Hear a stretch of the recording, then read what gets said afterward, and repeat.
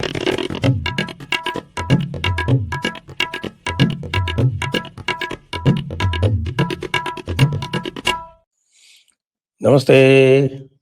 आप सभी का स्वागत है आज के इस कार्यक्रम में और हमारे साथ धीरेन्द्र पुंडी जी जुड़ रहे हैं सीधे भवानीपुर इलाके से। सर स्वागत नमस्कार। कर रहा हूँ मैं उनका और आप सभी से अनुरोध है कि चैनल को सब्सक्राइब करें, धीरेन्द्र जी के न्यूज़ पॉइंट को भी सब्सक्राइब करें और वीडियो को लाइक भी अवश्य कर लें।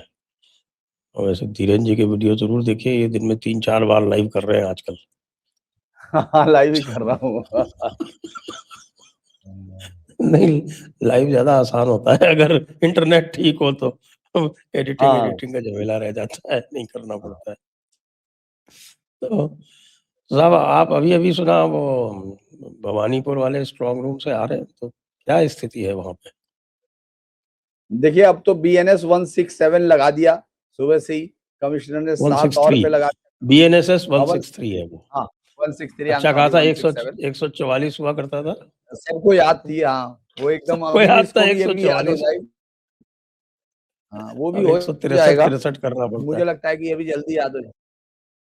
हुँ, हाँ, तो वो जो है बीएनएस सब जगह लागू कर दी, कमिश्नर से है बाकायदा चारों तरफ से उसको पैक किया जा रहा है, वो जो बैरियर लगाए जाते हैं वो लगा दिए गए हैं और अब सिर्फ जिनके पास वहां जाने का अधिकृत अधिकार है कि वो अंदर हुँ, तक जाएंगे, जो 3 टायर सिक्योरिटी उस दिन काउंटिंग के लिए थी वो अभी से लागू हो गई है।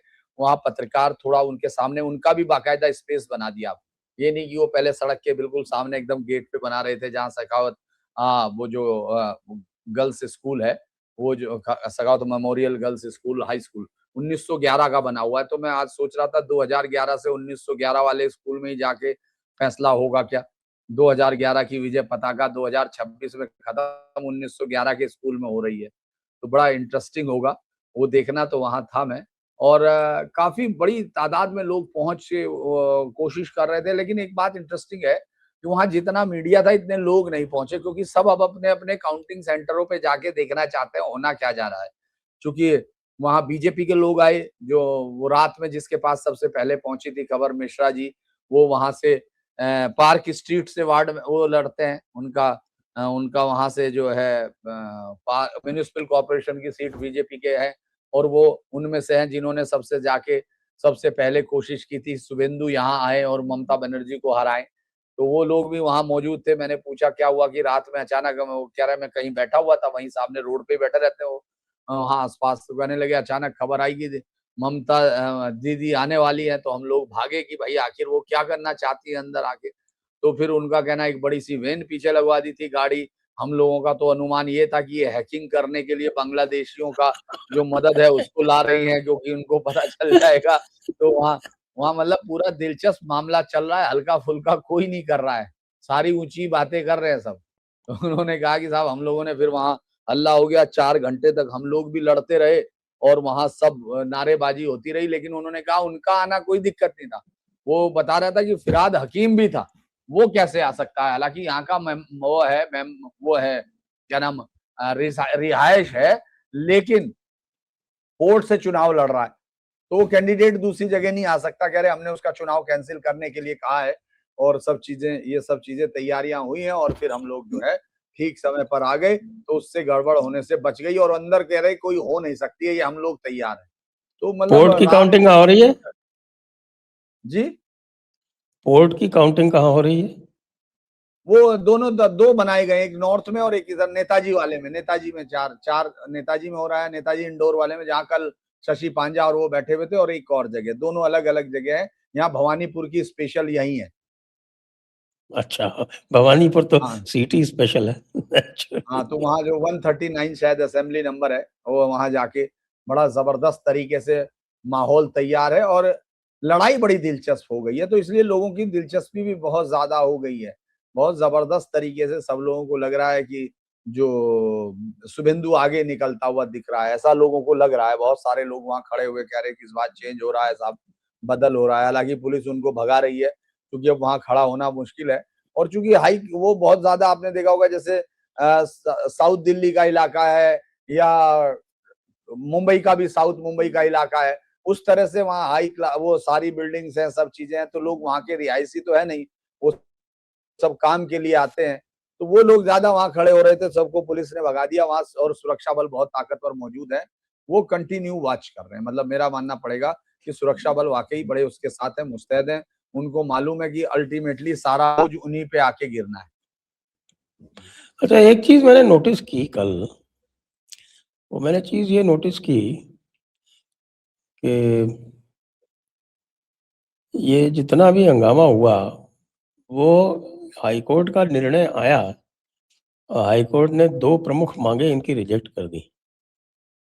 एक तो जो सेंटर्स जो थे वो 87 से घटा के 77 कर दिए गए थे, और केवल सब डिविजनल हेडक्वार्टर से नीचे नहीं जाएंगे, ये तय हुआ। तो एक तो उसके विरोध में मेरे ख्याल से कस्बा कॉन्स्टिट्यूंसी है, उसके कोई कैंडिडेट थे हाँ, टीएमसी के, वो गए थे। कस्बा में ट्रांसफर कर और वैसे तो कस्बा वाला उन्होंने अलीपुर में शिफ्ट कर दिया है, क्योंकि अलीपुर सदर है सब डिवीजन। जो जादवपुर वाली जो सीट्स है, इनका अलीपुर सदर है।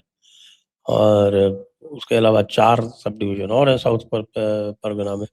कैनिंग है, डायमंड हार्बर है, बरुईपुर है, और शायद काकद्वीप है, 4। पहले वहां पे 12 रखे गए थे साउथ 24 परगना, 12 से घटा के 5 कर दिए, तो 7 तो वही कम कर दिए। तो अब जो काउंटिंग में जिसकी बहुत बात करते हैं, और सभी लोग जिनसे भी बात करते हैं वो करते हैं कि साहब काउंटिंग में बड़ा हेरा फेरी हुई, और ख़ास तौर से टैबुलेशन शीट में, यानी ईवीएम से टैबुलेशन शीट में जो रिकॉर्डिंग हुई उसमें बहुत गड़बड़ी हुई। तो अब तो साहब स्टेट गवर्नमेंट का कोई एम्प्लॉई रहेगा ही नहीं, खाली हाँ। सेंट्रल गवर्नमेंट और पीएसयू, सेंट्रल पीएसयू। तो अब कैसे होगा? ये तो साहब पूरा जो है इनका सारा खेला ही खत्म हो गया, खेला शेष। अच्छा, वैसे देखिए कितना अंतर आ जाता है भाषा शब्द में। हमारे यहाँ शेष का मतलब बचा होना होता है, शेष जो है ना, वहाँ शेष होना खत्म हो जाना होता है जरा सा। तो ये वहां वैसे भी दिख रहा है। एक बड़ी इंटरेस्टिंग चीज रही कि आज मेरा जो बंगाल में जो नेशनल टीवी चैनल्स के रिपोर्टर भी हैं, वो सब कह रहे मुकाबला बहुत कड़ा है, लेकिन दीदी निकल जाएगी। तो हमने भाई ऐसा क्या वजह होगी कि दीदी निकल जाएगी? कहने लगे एसआईआर से बहुत परेशान हुए लोग। मतलब मेरी समझ में नहीं आया कि जिस एसआईआर से इतने परेशान हुए कि वो 97% तक वोट कर दिया कॉन्स्टिट्यूंसी पे। मतलब जो जिस दिन बना होगा उससे मरने वाले ही बचे होंगे, बाकी तो सब उठ के आगे होंगे, कंधे पे डाल के, साइड में डाल के, जो भी करके लाए होंगे, ला के उनसे अंगूठा तो टिकवा ही दिया कि चलो ये कर दो। तो वो, और एक कोर्ट में जो आपने कहा वो भी लगातार बड़ा इंटरेस्टिंग चीज है कि एक भी में उनको कामयाबी नहीं मिलती।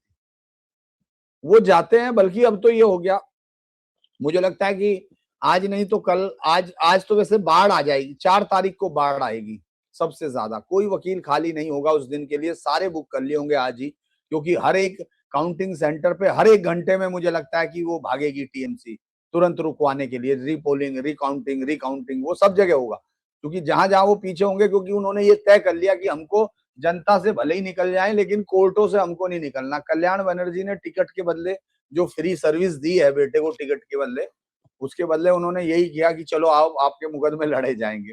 तो कल भी कोर्ट ने, मतलब आप देखिए किस तरह से वो भी कह रहे सीनियर वकील जो गवर्नमेंट के थे कि भाई आप यहाँ राजनीतिक भाषण देने आए, हमारे पास इसका राइट है, हम ये कर सकते हैं। तो पहले उन्होंने 107 की, अब 107 से कम करके पहले वो किया 87, अब 77 पर ले आए, ये उन्होंने कहा। दूसरा एक और बड़ा, अभी थोड़ी देर पहले एक नई कहानी शुरू हो गई, शशि पांजा ने कहा कि साहब वो जो है पहले सब लोग देख सकते थे कैंडिडेट के साथ, कोई भी वहां उसमें जो इस जो कैमरे लगे हुए हैं सीसीटीवी उनकी एक्सेस, अब उन्होंने कहा कि सिर्फ अधिकृत एजेंट देख सकते हैं। तो अब वो इस पे भी फिर जाने की सोच रहे कि चलो कोर्ट चलते हैं। तो मुझे लगता है कि तो वो कोर्ट को तो साफ साफ लिखा है कि आप बीच में इंटरफेयर नहीं करेंगे। कोर्ट करते भी नहीं, हाँ इस बार भी नहीं किया। एक वो किरण राव साहब हैं, उन्होंने एक वो मोबाइल वाला ऑर्डर दे दिया था, वो अगले ही दिन हाँ, डीबी ने पलट दिया। डीबी ने पलट दिया था। तो अब उनके यहाँ जा रहे हैं, तो वो भी जो है वो निर्णय इलेक्शन कमीशन के पक्ष में ही दे रहे हैं। ये तो सर्वमान्य तथ्य है और आज से नहीं, जब से इलेक्शन शुरू हुए हैं कि इलेक्शन के बीच में इलेक्शन कमीशन के किसी कार्य में कोई इंटरफेरेंस नहीं होता है। ये एक नई परंपरा, नई परिपाटी आरंभ करना चाहते हैं और ख़ास तौर से इस बार। लेकिन ये तो पक्का है कि ये जो कुछ चल रहा है, वो ही असली एग्ज़िट पोल है। जो गतिविधि टीएमसी वाले कर रहे हैं, वही असली एग्ज़िट पोल है। वो बता रहा है कि चीज़ें किस तरफ जा रही हैं।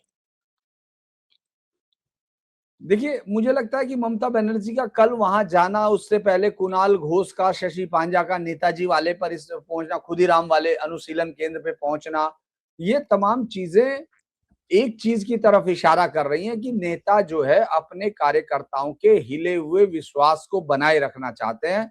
ममता बनर्जी चाहती हैं कि काउंटिंग सेंटर पर उनके कार्यकर्ता उठ के ना भाग जाएं, क्योंकि जो बंगाल की आदत है कि जब वहां कोई भी पार्टी आती है सत्ता में तो जिस तरह से हिंसा का खेल शुरू होता है। हालांकि टेलीग्राफ जैसे अखबार ने छापा है कि अमित शाह ने इस पर एक मीटिंग भी की है और कहा है साफ तौर पर कि पूरी तैयारी रहनी चाहिए कि बीजेपी की जीत के बाद किसी तरह की हिंसा ना हो। वो कह रहे कि एक अलग ट्रेंड होना चाहिए, हम लोग बदलाव की राजनीति, ये खुद टेलीग्राफ के जगह में लिख रहा है। तो आप ये समझिए, मुझे लगा कि पिछली बार में और इस बार में क्या ट्रेंड है सर, मतलब ये देखने की जरूरत है संजय सर। आप ये देखिए कि पिछली बार सारे एग्जिट पोल ने बीजेपी को जिताया था बड़ी ताकतवर वोटों के साथ, लेकिन टीएमसी की ऐसी हालत नहीं थी। टीएमसी के अंदर इस तरह का जो पस्त हाल है वो नहीं था। इसका कारण समझने की जरूरत है, क्योंकि टीएमसी के लोगों को मालूम था कि उन्होंने छापा वोट भी कर लिया, उन्होंने दूसरों को आने भी नहीं दिया, उन्होंने बमबाजी भी कर ली, है ना, वो भगा भी चुके, और उनको ये भी मालूम था कि हम खेल क्या करने जा रहे हैं काउंटिंग सेंटर पे। तो उनके पास पूरा ये, उनको मालूम था ये पोस्टर जो करना कर लें, जो रिपोर्टर आए जो कहानी सुनाना चाहते हैं कि मोदी की रैली में ऐसा हो रहा वैसा हो रहा, इनको करने तो कोई फर्क नहीं पड़ता, हमारा तो लास्ट दिन जिंदा है, हम उस दिन खेल कर लेंगे। तो उन्होंने वो किया। इस बार उनको ये मालूम है कि ना तो वो बम बजा पाए सर, प्री पोल हिंसा हाँ, नहीं हुई, हाँ। पोलिंग डे हिंसा नहीं हुई, पोस्ट पोल हिंसा नहीं हुई। पोस्ट पोल हिंसा के बाद जो उनका सेटिंग था कि वो इस तरह कर सकेंगे कि काउंटिंग में अपनी चला लेंगे, वो नहीं हो पाई। उन्होंने कहा अलग अलग जगह जहां जितने ज्यादा उनके सेंटर्स होंगे उतनी ज्यादा उनके आतंक की संभावनाएं ज्यादा हो सकेंगी, वो नहीं हो पाई और एक कंसंट्रेटेड इफेक्ट हुआ। इसके बाद चुनाव आयोग ने सारी लाइट, सारा कैमरा और वो सारे चीजें ऑन कर दी। दूसरा जो झूठ उन्होंने शुरू किया था, आप ये सोचिए कोई आईटी सेल कि 12 रुपया पेट्रोल बढ़ गया, डीजल बढ़ गया, 10 रुपया पेट्रोल बढ़ा दिया और उसको रिलीज कर दिया कि साहब चुनाव ये हो गया। हालांकि उसका क्या मतलब था, वो लोगों के अंदर गुस्सा क्रिएट करना या क्या चाहते थे, ये भी समझने की जरूरत है। इसके बाद आप ये देखिए कि अब ये फ्रस्ट्रेशन इस लेवल पे चला गया, वो ये समझ गए कि ना तो छापा हुआ ना ये हुआ, तो अब काउंटिंग के अंदर हमारे एजेंट जो खेल करना चाहते हैं उसको कैसे किया जाए, तो उनको ये मालूम है। इसीलिए आप देखेंगे अभी तक जो चुनाव के वोटिंग से पहले आपने गरजते हुए सुना था, फिरहाद हकीम जागीर, जो ये फटीचर जागीर है वो तो भाई बाबर उसका बेटा था अकबर का, ये तो ऐसा ही जागीर वागीर कोई है जो फिर उसके बाद बना, मतलब वो तो जो सुना गायब है, मिसिंग है। हाँ, वो दिल्ली लखनऊ में कहीं, यहाँ क्या नाम, कोलकाता में कहीं घूम रहा था। और चूंकि कल उसके वहां चुनाव होना है, रिपोल होना है, तो मुझे नहीं लगता अब उसको कोई बहुत ज्यादा दिक्कत होगी दिमाग में कि वहां जाऊंगा, क्योंकि अजय अजय पाल शर्मा को अब हर आदमी बंगाल का जान गया। बाबा के तर्कस में इतने तीर हैं, यहाँ एक ही तीर को लिए घूम रहे हैं सब। तो वो जो है ये एक बड़ी चीज हुई। दूसरा, अभी सर आप देखेंगे उनके बयान नहीं आ रहे हैं, तो कार्यकर्ताओं को कहीं ये ना हो जाए, क्योंकि चुनाव में तो यही होता है। यहाँ तो बंगाल में चुनाव को सबसे पहले इसी तरह जीता जाता है काउंटिंग में कि उनको 11-12 बजे अचानक सारे चैनल है ये सब चलाने लगते हैं कि ममता बनर्जी इतने वोट उससे आगे हो गई, इतनी सीटों पे। वो कई बार उसको ले जाके 150-200 सीटों पे आगे कर देते हैं। और चूंकि चुनाव ये हाथ में है टीवी चैनल वालों के, लोग बहुत सारे ये सोचते हैं, बहुत सारे लोगों को लगता है कि टीवी चैनल ऐसा कैसे करते हैं। मतलब मैं चूंकि चैनल हेड कर चुका तो मुझे मालूम है कि कैसे किया जाता है। जब चुनाव आयोग का वो भी नहीं खुलता, जब तक एक बैलेट भी नहीं खुलता है, तब तक 70 सीटों पे किसी भी पार्टी को आगे कर देते हैं। हाँ, ये है बताया ना? मुझको बिल्कुल। हाँ, ये मैं स्टाइल है इसलिए इनकी। नहीं इसलिए बता रहा हूँ कि मैं तो जो बता रहे होंगे आपको वो तो वैसे होंगे, मैंने तो उसको हेड किया तो मैं तो जानता हूँ कि ये करना क्या होता है। सामने अच्छा। चैनल जो है, भाई आपको हुँ, मालूम है सामने चैनल अगर दे रहा है, अ, आज तक ने दिया, मान लो आज तक छोड़ दें, कोई भी चैनल दे, नाम एक किसी का नहीं, क्योंकि सभी इसमें हमाम में सबके पास तहमंद नहीं है। तो वो जो है वो अब वो जो पहुंचे वहां, आप मान लीजिए देखा कि उन्होंने पहले तो हम लोग देखते रहते हैं कि ये क्या हो रहा है। चुनाव आयोग की साइट है, अब तक नहीं खुला यार, 8:15 बज गए, दर्शक वहां 40,000 चले गए, वहां 60,000 चले गए, अभी तक नहीं आया, अभी तक नहीं आया। तो फिर किसी क्रांतिकारी के क्योंकि सब वॉर रूम बनाते हैं, टीवी चैनल वॉर रूम बनाते हैं, फिर एक वहां बैठेंगे, फिर एंकर बैठेगा, तो उनमें से किसी के अंदर दिमाग में आता है कि सर 40 चला दें। तो हुँ, यार हुँ, चुनाव आयोग का कुछ आया, कह रहे नहीं सर, तो 40 कहना, चलो 40 कर दो, नहीं ऐसा करो 32 कर दो, तो 32 कर दिया। अब वो जो दूसरे चैनल का एडिटर बैठा है, वो कहता है, क्योंकि उसको तो फोन आने लगता है ऊपर से तुरंत कि यार उस पर 32 आ गया, तुम्हारे यहाँ क्या हो रहा है? नहीं सर हम लोग अपडेट कर रहे हैं, 40 हो गया हमारा, तो 40 आ गया। अगले वाले को 38, अभी तक वो खुल नहीं रहा है। उसके बाद वो हाँ, सी चैनल पे जाएगा, सी चैनल सोचेगा यार मैं ही अकेला सी थोड़े ही हूँ, भाई नंबर ही तो हुँ, सी आ गया, वैसे थोड़ी हूं, तो मैं ऐसा करूंगा हुँ, कि मैं इसको 45 ले जाऊंगा। तो ये जो खेल होता है, इसमें ममता बनर्जी की जो महारत हासिल हुई, जो मैंने यहां तक नहीं, वहां नहीं हुई, ये वहां पैसे से नहीं होता है, वहां सिर्फ एक कंपटीशन होता है कि यार उसके पर तरफ ना भाग जाए, ये ना भाग जाए। और कुछ चैनल का इंटरेस्ट होता है, जैसे पार्टी गाँव, जैसे आपने देखा होगा लास्ट टाइम तक एक खास चैनल जो है उसको आगे ही रखा था, याद कीजिए आप, बिहार चुनाव में एक दो चैनलों ने नीचे नहीं उतारा था उसको, आरजेडी को और कांग्रेस को, वो लगाए थे। और आजकल तो यूट्यूब का बहुत बड़ा जोर है, मैं देख रहा था एक उल्टा चश्मा करके चैनल था, वो लड़की चिल्लाए जा रही, तो मैं आरजेडी का, चूंकि वो ऑन रिकॉर्ड है इसलिए मैं कह रहा हूँ, क्योंकि बहुत सारी चीजें आप ऑफ रिकॉर्ड कहते हैं तो उनका रिकॉर्ड नहीं, आप कह सकते हैं कि यार आप ऐसे ही बैठे हुआ यूट्यूबर कोई भी बोलेगा। मैं उस समय लाइव कर रहा था, तो आरजेडी के दफ्तर में ही पहुंच गया, तो वहां वो मैं देख रहा कि यार इधर तो 150 पौने 200 सीटें आ चुकी, वहां 150 पौने 200 सीटों आरजेडी को मिले हुए थी, वहां ताली बजा रहे सब, और बड़ी स्क्रीन पे चल रहा 56 इंच पे पूरे दफ्तर में। तो हमने कहा यार ये तो, मैंने फिर अंदाज लगाया कि यार ये तो टीवी वालों से भी आगे निकल गए, इनका एडिटर तो बहुत आगे का है। तो मतलब आप ये सोचिए कि कहीं कोई किसी समय पे वो आगे नहीं आए, किसी समय पे, लेकिन वहां चल रहा था, लोग देख रहे थे, लोग यकीन कर रहे थे। तो उस तरह की हालात सर उस समय हो रहे थे। तो क्या होता था कि 11-12 बजे के करीब यहाँ जो पैसा बहुत मोटा पंप किया जाता है, उसमें वो लोग अचानक उसको 150 पौने 200 125 कर देते हैं आगे। उसके बाद जो काउंटिंग एजेंट होता है वो दूसरों के पास जाते हैं, आरजेडी और वो जो मतलब टीएमसी के हैं। अच्छा, वो बेचारे सामने वैसे ही कांप रहे होते हैं, उनको मालूम है कि कुटाई होनी है, बस किसी तरह नमस्ते करके कम हो जाए, इसलिए देखो उनको ये डर लगता रहता है दूसरी पार्टियों के। तो अब वो जाने के बाद कहता है कि देखो यार, देख तुम्हारी सीट बची है, तुम इसको सीट को जिता लोगे, इससे कोई कंधा तो बदल नहीं जाएगा, और 2 बजे के बाद जब हम पे लीड निर्णायक हो जाएगी, हम यहाँ ठोकेंगे सबको। तो उसको उसके पास फोन वोन तो होते नहीं, आपको आपने तो किया ही है कि फोन वोन तो अंदर जाता नहीं। तो वो ये समझ जाता है कि यार मेरी सीट के जीतने से क्या हो जाएगा अगर बीजेपी जीत भी गई, टीएमसी तो सब तरफ जीत रही है। तो वो धीरे धीरे वहां से निकल लेते हैं, और उसके बाद तो खेल उनका है।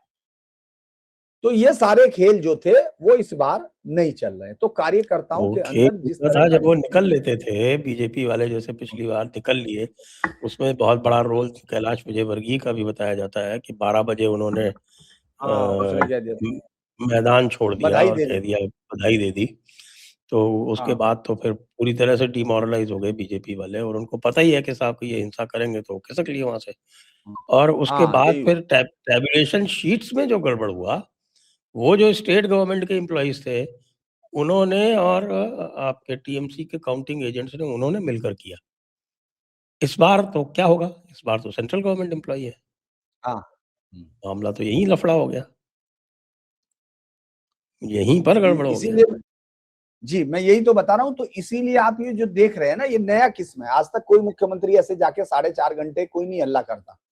उनको मालूम है कि हमारे कार्यकर्ता भाग ना जाएं, क्योंकि उनको तो मालूम है ऐसे भागते हैं, इसीलिए ये सब किया जा रहा है। दूसरा एक और बड़ी इंटरेस्टिंग चीज है कि दास दलम, आपने जो कहा, यहाँ लोग आपको ज्यादा मालूम, दलम दास बोलते हैं, दास दलम, दास दलम। सरकारी कर्मचारी जो हैं उनके लिए हम्म, यहाँ टर्म है कि ये दल के दास है, दास दलम, जितने भी सरकारी कर्मचारी, तो वो दास दलम है। तो दास दलम तो जो है उनको मालूम है, जो इसीलिए उन दास दलम को इस बार उसने कह दिया, भाई हाईकोर्ट ने कह दिया कि दास दलम नहीं रहेंगे, नहीं रहेंगे, कर्मचारी होंगे वो रहेंगे। तो इससे उनके हौसले टूट रहे हैं। इसीलिए कल मैं देख रहा हूँ कि अब वो फॉलो करते हुए दिख रहे, बजाय इसके, क्योंकि याद होगा शुभेंदु सुबह भी गया, फिर शाम में भी गया, फिर मंदिर गया, कल फिर आपको दीदी दिखने लगी। अभी आपने देखा होगा ना फिरहाद हकीम का कोई बयान आया, ना फिर अभी तक अभिषेक का आया। अभी बस एक जानकारी आई है कि कल वो भी अपने लोगों को ट्रेनिंग देंगे। वो भी तब आई है जब उससे पहले सुनील बंसल और भूपेंद्र यादव 77 जो काउंटिंग जो स्टेशन हैं उन सब के लिए अपने कार्यकर्ताओं को ट्रेनिंग देंगे।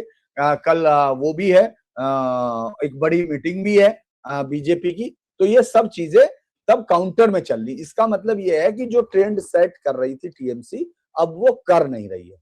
ये एक बड़ा कारण हो सकता है जिसको आप एग्जिट पोल को वो मान सकते हैं। दूसरा, ग्राउंड पे भी लोग हिल गए। मतलब जो सबसे ज्यादा मजबूत है, जो आज भी ये मान रहा है कि ममता दीदी आ रही है, आप किसी से पूछेंगे, जो मैं इसलिए कह रहा हूं दर्शकों से कि मैं अभी पूछ के आया हूं बहुत सारों से, और मैं उनमें से ज्यादातर को जानता हूं। भाई पत्रकारों को तो हम जानते ही हैं कौन किसको करना चाहता है, कौन किसको। तो वो आप देखेंगे वो एक चीज सब कह रहे हैं कि दीदी अपनी जिंदगी की सबसे बड़ी लड़ाई में है और सीटें कम हो रही हैं। तो जब आप ये कहते हैं कि सीटें कम हो रही हैं, तो आपके पास कौन सा तराजू बाट माप का आंकड़ा है कि ये 250 ग्राम मुझे लेना, तो 250 ग्राम ही तुलेगा। भाई एक चीज तो साफ होगी कि कम हो रही है, तो कम हो रही है वो कहां तक जाएंगी तुमको क्या पता। क्योंकि पिछली बार जो खेल हुआ था वो तो इस बार एक भी नहीं हुआ अभी तक। अगर हम ये भी मान लेते हैं कुछ हिस्सों में जैसे कहीं 1-2% हुआ होगा, मान लीजिए सपोज करो कि वो किसी अपने मरे हुए बाबा की तस्वीर लेके पहुंच गया होगा अपने फोटो लगा के, तो वो भी कहानी खत्म हो गई। उसके बाद आप क्या करोगे? अब जैसे कोई कह रहा था, उसने मुझे कहा, मैंने उस पत्रकार से पूछा जो मुख्यतः जिसको टीएमसी की जीत की बड़ी उम्मीदें हैं, तो हमने कहा भाई कोलकाता में क्या होगा? कह रहा सर मुश्किल से 1-2 सीट निकलेगी। अरे मैंने कहा यार तेरी मुश्किल तो बहुत बड़ी है, क्योंकि 1-2 सीट भी टीएमसी के लिए बहुत बड़ी चीज है। वो तो 11 की 11 सफाया थी, तो तू 1-2 यही दे रहा। इसीलिए ये कंट्राडिक्शन आपको लीडरशिप से लेके सपोर्टर्स एक्चुअली में ये दिखाई। अगर कोलकाता में देख लें, कोलकाता या जो प्रेसिडेंसी एरिया जिसको बोलते हैं, प्रेसिडेंसी कह लें, एक्चुअली 3-3 डेफिनेशन है, वो अलग-अलग हैं तीनों। कोलकाता हाँ डिस्ट्रिक्ट अलग है, कोलकाता मेट्रोपॉलिटन एरिया अलग है और प्रेसिडेंसी डिवीजन अलग है। मोर और लेस ये मान लें कि कोलकाता डिस्ट्रिक्ट और उसके आसपास के जो सबर्ब हैं, हावड़ा के, हुगली के, आपके दमदम, बैरकपुर और इधर हाँ जो जादवपुर एरिया है, या इसके मान लें आपके सोनारपुर तक मान लें, तो ये करीब 40-42 सीटें बनती हैं ये। इसमें जो है वो 2021 में क्या हुआ था कि आप याद करें, इस चीज़ को बहुत ज़्यादा डील नहीं किया गया, लेकिन वेस्ट बंगाल गवर्नमेंट ने बड़े ड्रैकोनियन कोरोना के रेस्ट्रिक्शंस लगाए थे। हाँ, बहुत जबरदस्त थे। और मैं यही अप्रैल कल, हाँ 2021 में कोरोना पीक पर था और उस टाइम पे ये बड़ी अफ़वाहें उड़ाई गई थी ज़बरदस्त। तो बहुत सारे भद्रलोक जो था वो तो बाहर कोरोना के चक्कर में भी नहीं निकला था। हालाँकि 2024 में भी कोई उन्होंने बहुत ग्रेट काम नहीं किया था, जहाँ 50% था वो बढ़ के 58% ही हुआ था, इससे ज़्यादा नहीं हुआ था। तो ब ये जो है ना, ये भय, वो तो आपने देखा ही कि कैसे लोग 2-2 घंटे लाइन में लग के वोट दे रहे थे, हाँ, वो जो तो दे कि रहे थे। पहले पहले कभी होता ही नहीं था। लोग कभी भी जाते थे, वोट आराम से दे देते थे, यदि जाते थे तो। तो मामला जो है वो बिल्कुल पलट गया यहीं पर।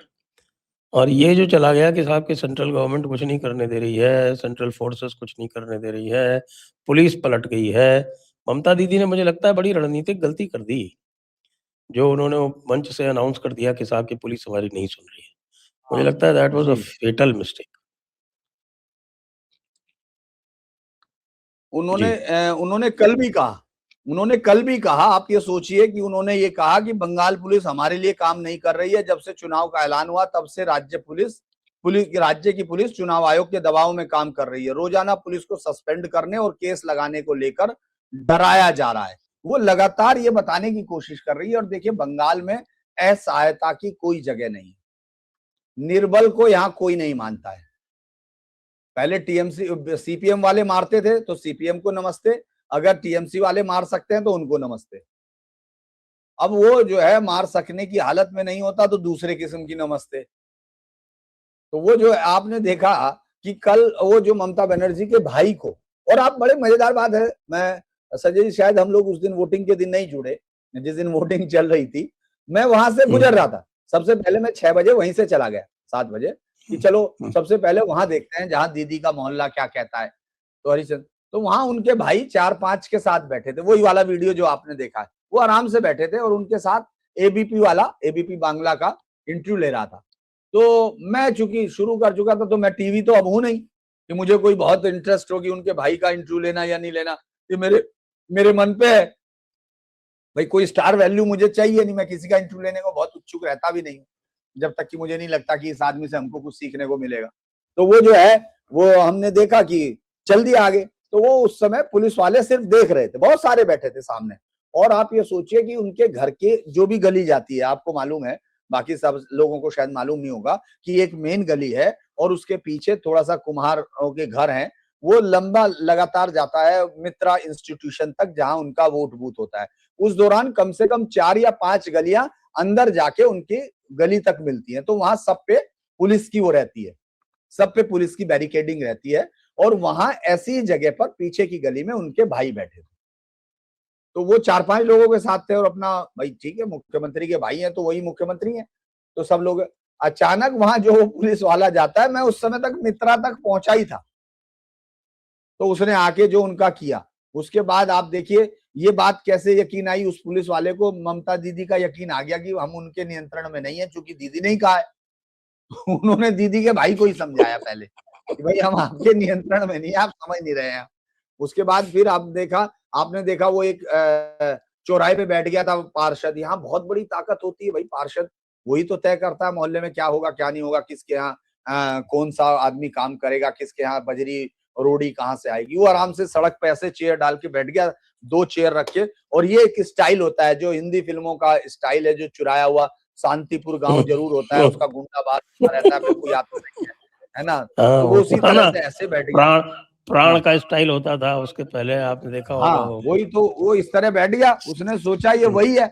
अचानक सामने से सुरक्षा बल आए और ये सबसे बड़ी हैरानी की बात ये है कि सुरक्षा बल वाले ने लाठी नहीं मारी, वो जो लोकल पुलिस था उसने एक लाठी दी पहले, तो सिर पे 2 लातें मारी और उसको तुरंत वो भाग लिया। वो अकेला ही था, वो निकल लिया, उसको समझ में नहीं आया ये हो क्या गया।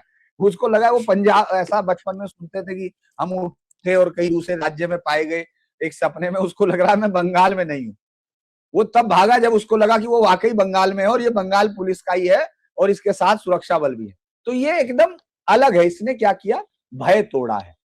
अभी हालांकि मैं आपको बता दूं, मतलब हम लोग चूंकि खबर पे बात कर रहे हैं, कल परसों एक बड़ा वो भी हुआ, पोस्ट पोल वायलेंस की कुछ कोशिश की जा रही है।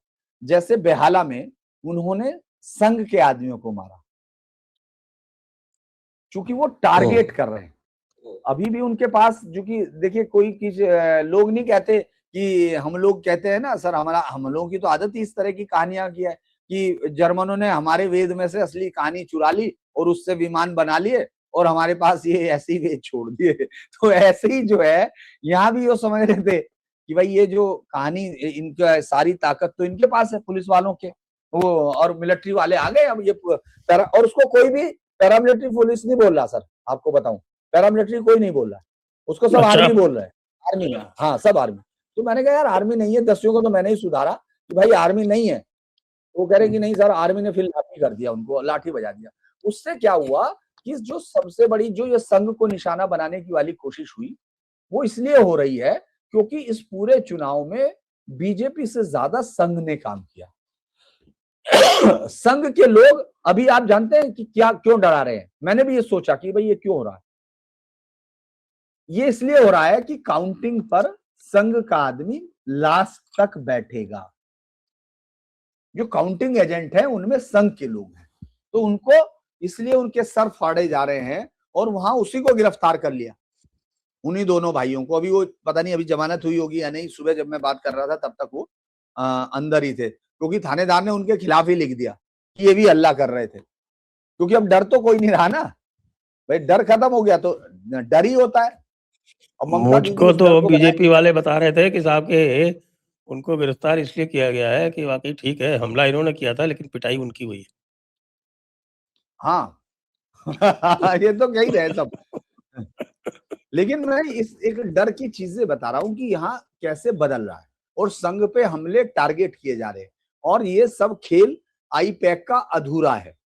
आईपैक ने जो एक गणित बनाया था, वो आईपैक वाला गया भाग।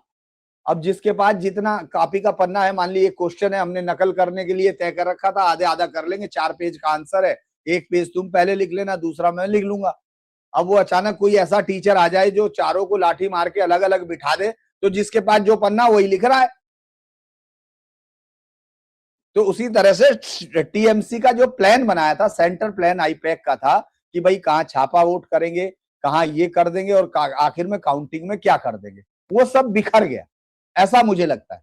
यहाँ वो सब बिखरा हुआ है, और इसीलिए ये डर जो है वो डर खत्म हुआ। कोई कोऑर्डिनेट इम्पैक्ट करते हुए नहीं दिखा। आपने देखा होगा जो अपना डायमंड हार्बर का अभिषेक बनर्जी जो 7 लाख से जीत रहा था, वो कहीं अलग चल रहा है, वो कहीं अलग जा रही है, फिरहाद हकीम कुछ और कह रहा है। तो वो मल्टीपल चीजें दिख रही हैं, और ये मैं इसलिए कह रहा हूं कि अभी हमको दिख रहा है। फिर मैं कह रहा हूं कि भाई वोटों में हम लोगों को ऐसा दिख रहा है कि ऐसा हो रहा है।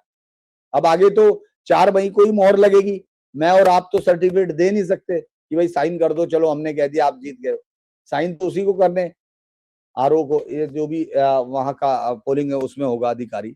अब सबसे बड़ी चीज बस यही बची है कि ममता दीदी जिस तरह से ये कर रही है, बहुत सारे लोगों को ये लगता है कि लास्ट मोमेंट पे कोई हिंसक कार्रवाई ना हो जाए। बहुत सारे लोगों को ये लगता है कि कहीं ऐसा ना हो, क्योंकि बांग्लादेश से जिस तरह कल उसके एमपी ने बात की, वो यहाँ चर्चा का विषय है। क्योंकि आज तो मैं वहीं गया था, उन्हीं इलाकों में गया था, फिर इसलिए चलाया, मैंने आपको बताया था कैमरे की वजह से, वरना तो मैं अभी वहीं से आपके साथ जुड़ता वहां से खुदीराम बोस वाले सेंटर से, अनुशीलन केंद्र से। लेकिन जो खेल हुआ है वो सब लोग चर्चा कर रहे हैं कि भाई बांग्लादेश के उस आदमी एमपी को बयान देने की क्या जरूरत। तो ये सारी चीजें लोगों में एक और जाते जाते डर जाता है सर, ऐसे तो होता नहीं, बहुत जिनको मार पड़ी होगी बेचारों को, उनको तो आसानी से तो नहीं गया होगा। अरे साहब, जिस तरह की पोलिंग हुई है उससे दिखता है कि कुछ तो हुआ है, कुछ तो हुआ है। मतवा वाले इलाकों में 97 हुआ, कुछ हिस्सों में जो मुस्लिम बाहुल्य हैं उनमें 96 97 तक गया, दक्षिण बसीरहाट, नॉर्थ उत्तर दक्षिण बसीरहाट, और तमाम मैं देख रहा था, वो लिस्ट तो रखी थी वो पूरी की पूरी, वो सब बताते हैं कि बहुत ज्यादा हुआ है। मैं आपको बताता हूँ, एक चीज ध्यान दें कि 2021 और 2026 में बहुत सारे अंतर हैं, और उसमें एक मुख्य अंतर चीफ इलेक्टोरल ऑफिसर का है। हाँ, आपको पता है कि 2021 में कौन थे? नहीं अभी याद नहीं है एकदम नाम से। मिस्टर आरिज आफ्ताब। वो 2017 से लेके और 2024 तक उसी के दौरान 18 के पंचायत चुनाव हुए, उसी के दौरान 19 के लोकसभा हुए, उसके बाद हत्या हुई, उसके बाद 21 हुआ। 1991 के बैच के ऑफिसर थे, काफी सीनियर थे, और ममता दीदी के प्रिय थे। तो उस समय जो है वो इलेक्शन कमीशन ऑफ इंडिया को भी संभवतः ये अनुमान नहीं रहा होगा कि किस प्रकार की हिंसा यहाँ हो सकती है। हालांकि होना चाहिए, क्योंकि हिंसा तो पश्चिम बंगाल का जो रक्त चरित्र है उसके अनुरूप आज से नहीं, पिछले 50-60 सालों से चल रहा है। 1971 में आर्मी लगानी पड़ी थी यहाँ इलेक्शन करवाने के लिए। तो बहुत ही हल्का-फुल्का मामला था 2021 में। आरिज़ आफ़ताब साहब जो थे वो पूरा का पूरा टीएमसी काडर मानता था कि वो हमारे आदमी हैं। तो मनोज अग्रवाल की तरह तो कर नहीं रहे थे। आपने देख लिया मनोज कुमार अग्रवाल तो बिल्कुल एक भी लकूना नहीं छोड़ रहे हैं कहीं भी ज़रा-सा भी। नहीं, एक भी नहीं, एक भी नहीं। कल जो तमाशा किया आपके शशि पांजा ने और कुणाल घोष ने, लास्ट में तो सब बीजेपी और टीएमसी वाले गले मिल रहे थे। क्या फ़ायदा हुआ ये सब उन्होंने करके? तो उन्होंने हवा भी निकाल दी उस सारी चीज़ की। भाई हाँ, उन्होंने वो सारी चीज़ मनोज आपने कुमार देखा अग्रवाल होगा। ने तो लेट नाइट प्रेस कॉन्फ्रेंस करके उसकी हवा निकाल दी। अरे वो कई बार 10:30 11 बजे कर चुके, रात में आ जाता है उनका, क्योंकि वो जो भी वीडियो जैसे ही फुटेज हाथ में आया उन्होंने तुरंत उनको पंचर कर दिया कि ये लो, वो जो मरने वाले पे की धक्का दे दिया सुरक्षा बल।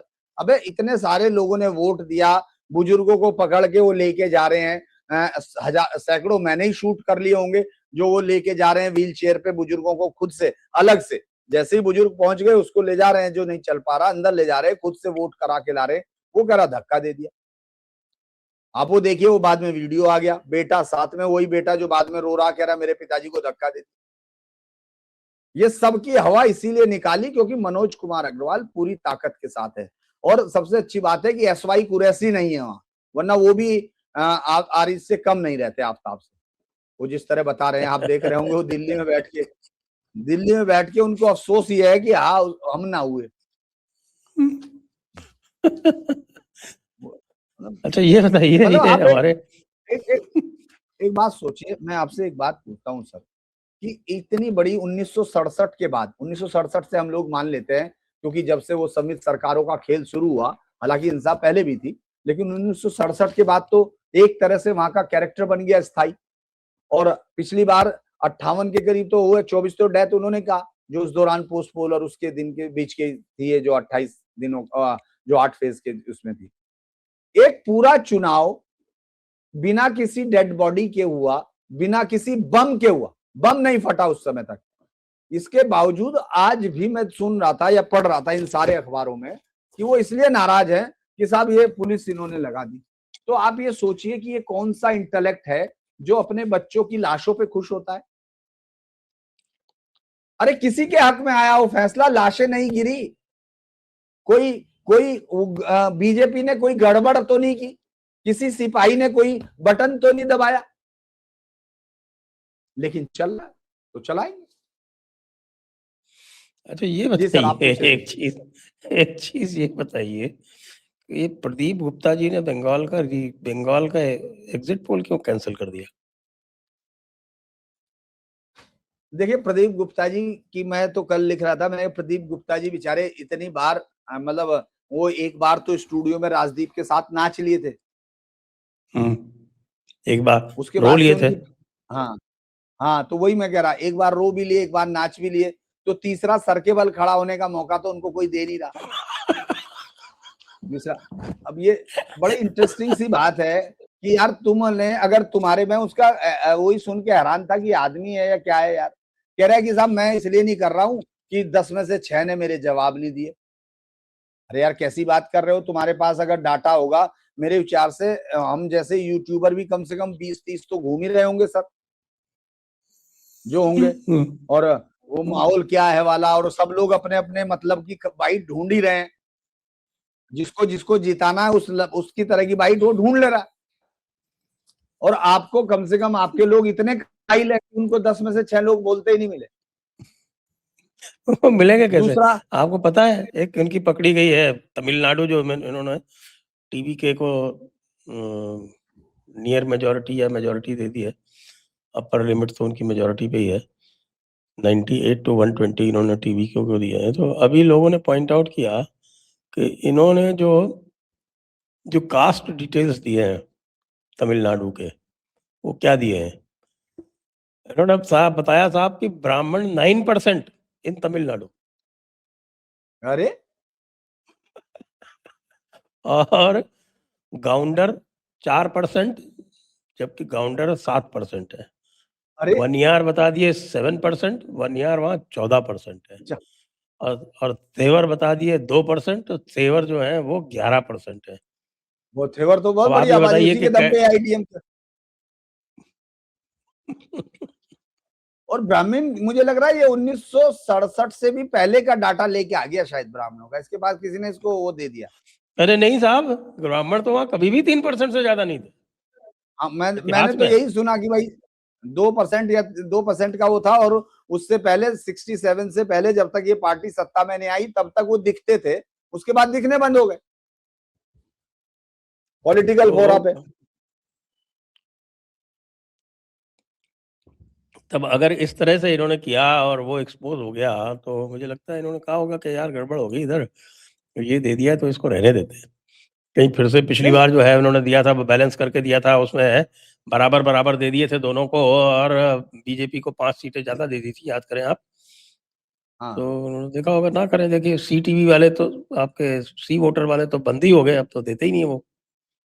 हाँ और आज मैं कहीं देख रहा था, नहीं कोई लिबरल पत्रकार ये बता रहे थे कि साहब की सी टीवी ने इसलिए देना बंद कर दिया क्योंकि उनके ऊपर बीजेपी का दबाव था, तो इसलिए उन्होंने सोचा कि मैं अब ना दूं। बीजेपी का क्या दबाव है, कंसिस्टेंटली अगर आप लगातार 5, 6, 7 पोल्स गलत देंगे फेल तो हो। आपको फिर हाँ। कोई हायर क्यों करेगा।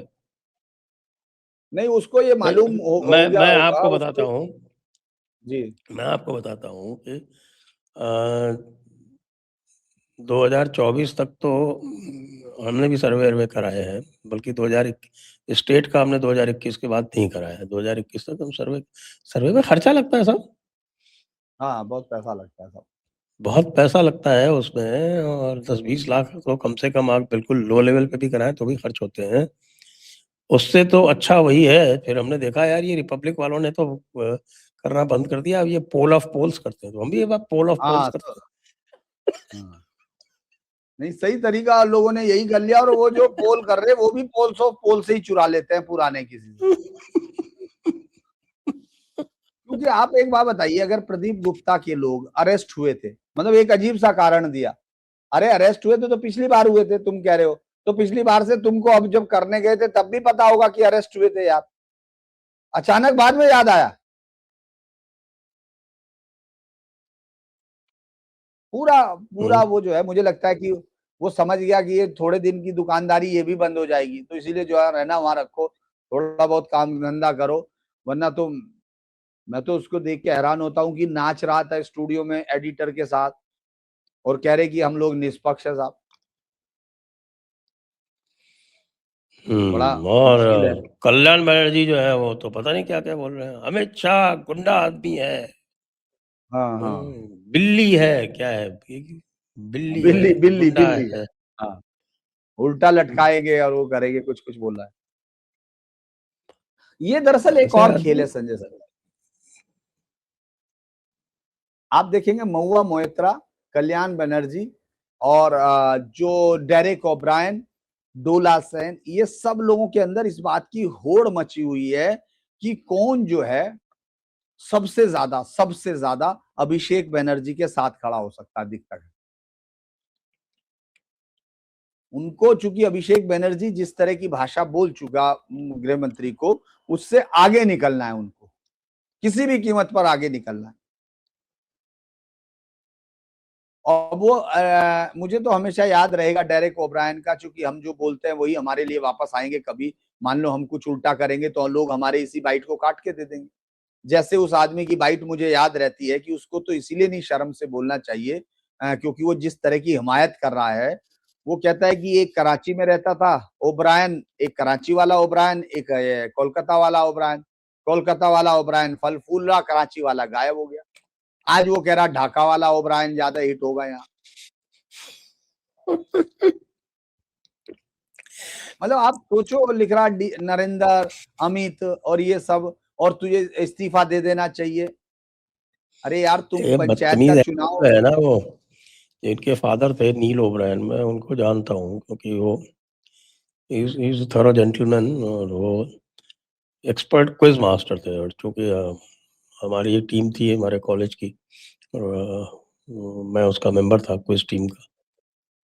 और हम लोग तो उस time all India college champion हुआ करते थे। कलकत्ता में ओपन क्विज हुआ करता है। ओपन क्विज मतलब किसी भी एज का जो बंदा है वो टीम बना के बैठ सकता है। It is very tough. अच्छा। तो हम लोग कॉलेज से थे, लेकिन फिर भी हमने कहा कि अच्छा चलो हम ओपन क्विजिंग में चलते हैं। अब कॉलेज तो हम टॉप पे हैं, ओपन क्विजिंग करते हैं। तो हम ओपन क्विजिंग में जाते थे और नील ओब्रायन अक्सर he was the top quiz master. बहुत ही जेंटलमैन आदमी। और ये जो था ये डेरेक, ये उस टाइम पे भी उनके मेरे ख्याल से 2 बच्चे थे, तो उनमें से जो एक डिस्कार्ड टाइप का था वो यही था। डिस्कार्ड। अच्छा, ये जो था हमारे सामने कई बार आता था किसी टीम में मेंबर वेंबर बन के, और सब यही कहते थे कि यार फादर इतना नॉलेजेबल है, ये कैसा है ये? इसको कुछ आता ही नहीं। क्योंकि वो हर क्विज़ में जो था वो लास्ट आता था वो, जिस टीम में भी होते थे। हम सब उसका मज़ाक उड़ाते थे और उसको बिल्कुल ये समझते थे कि यार ये वेस्टल है, इसने जो अपने पिता का नाम ल लगा दिया। ये उस टाइम का टॉक हुआ करता। तो वो दिख रहा है, ऐसे ही लोगों की ज़रूरत होती है ममता दीदी को। ममता दीदी ले गई इसको पकड़ के।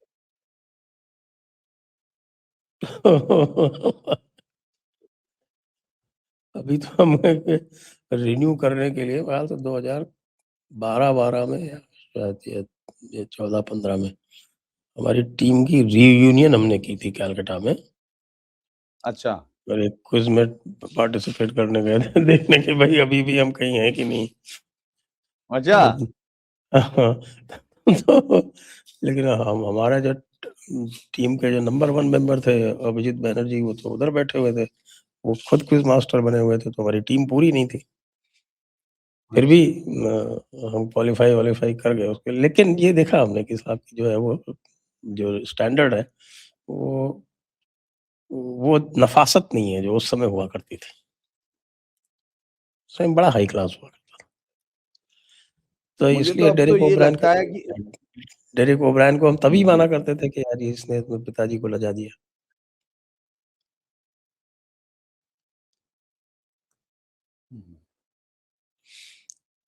ऐसे ही सारे बैठे हुए हैं। आप एक सही कह रहे हो, कॉम्पिटिशन कर रहे हैं आपस में।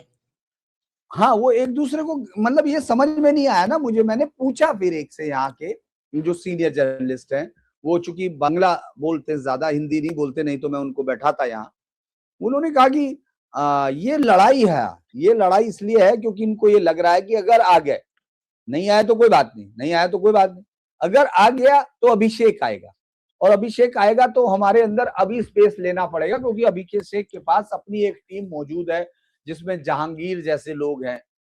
ये सब लोगों का, सबका मानना ये है।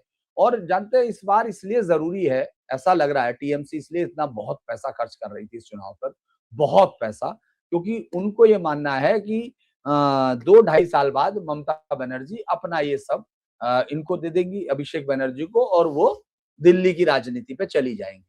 मतलब दिल्ली की राजनीति का एमपी बन जाएंगी, या जो भी उनका हो सकता है कि नीतीश कुमार वाला एक आइडिया उनके जहन में हो, और उसके लिए इनको उस कैबिनेट में जगह चाहिए जो टिकट कम से कम बनाए रखे, उनकी ये संसाधन सुविधा बनाए रखे। क्योंकि अभी ये तो तय हो गया कि देखिए महुआ मोइत्रा के कॉन्स्टेंसी में तो सब हार रही है, बीजेपी वो ये टीएमसी सब हार रही है, एक दो छोड़ दीजिए तो बाकी तो सबका हालत उसका खराब है। तो वो क्या करेगी, उसका टिकट भी कट जाएगा। वो टिकट तभी मिलेगा। अच्छा, सायोनी घोष इनमें सबसे अलग जा रही है, और उसको तो लोग, अब उसके लोग ये भी लिखने लगे कि वो नई मुख्यमंत्री है। तो मैं हंसने लगा कि या तो जल्दी इसको पार्टी से बाहर कर देंगे अभिषेक बाबू, या इसका कुछ और होगा। हाँ, कल तो खबर बड़ी चल रही थी कि अभिषेक बनर्जी सिंगापुर चले गए। नहीं, अभी तो है, कल मीटिंग लेंगे। अभिषेक जो है कल वो कर रहा है क्या नाम पूरा का पूरा, लोगों ने उदय निधि वाला देख लिया होगा, दुबई जा रहे थे परिवार के साथ, हैं लोग उस तरह नजर रखे हुए।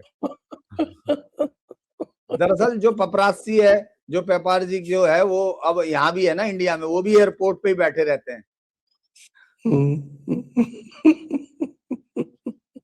जो भी जाता है वो दिख लेकिन जाता है उनको कि शुभेंदु अधिकारी जबरदस्त फॉर्म में और कॉन्फिडेंस में दिख रहे हैं मुझे तो। सर शुभेंदु ने पिछली बार 11 बजे तक, जब तक रिजल्ट आउट नहीं हुआ था, आप याद कीजिए, आप लोग और हम लोग थे उस समय, तो गौर कीजिए 5 साढ़े 5 बजे तक कितनी बार ये कहा गया अखबार चैनलों पे कि ममता बनर्जी ने लीड ले ली, जीत हो गई, ममता बनर्जी इस लीड पर पहुंच गई जहां हारा नहीं जा सकता। बच्चे याद कीजिए, वो 11 बजे तक घंटों घंटों लड़ाइयां हुई, सब हुआ, वो डटा रहा। 11:30 बजे जीत का पर्चा लेके ही बाहर निकला वो। और इस बार जब भवानीपुर में वो मैं याद होगा, जब मैं यहाँ आया था तब तक तो पर्चे भी अनाउंस नहीं हुए थे, कुछ नहीं हुए थे टिकट। उस समय भी उसने कहा था कि मैं भवानीपुर से हराऊंगा 20 से 25,000। उसने पूरा चुनाव बदल दिया। आप ये सोचिए कि आज तक यहाँ जो बंगाल में जो जिस तरह के दृश्य रहे हैं, उसमें ऐसा दृश्य कभी नहीं रहा जैसा अभी रहा कि आप मुख्यमंत्री के संसदीय मतलब विधानसभा क्षेत्र में वहां जाके आपके खिलाफ सत्तारूढ़ पार्टी के लोग हंगामा कर रहे हो और आप उनको दौड़ा लें और वो वापस ना लौटे। ऐसा नहीं हुआ। उसने आप पकड़ो मारो देखा, भागते हुए पूरी ताकत के साथ। वो हमारे लिए एक वैसा विजुअल है, लेकिन बंगाल के लिए समय पलटने की बात है। वैसे तो 4 तारीख को ही होगा। देखिए सारी चीजें तो हम लोग जो बता रहे हैं वो तो एग्जिस्टिंग एटमॉस्फेयर देख रहे हैं। वो एटमॉस्फेयर सीधे तौर पे कह रहा है कि ये सारी चीजें बंगाल की राजनीति में नहीं हो रही, एकदम नहीं हो रही।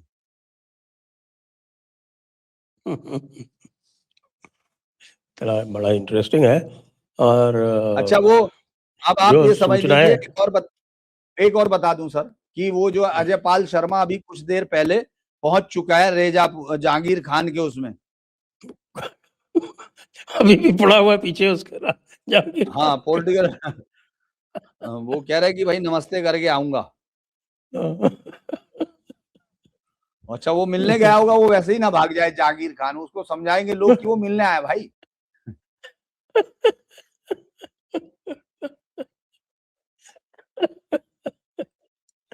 वैसे है खबर ये भी आ रही है कि साउथ 24 परगना, जहाँ की कोई सोचता नहीं था कि बीजेपी कोई सीट ला सकती है, वहां से भी वो 10-12 सीट ला रही है।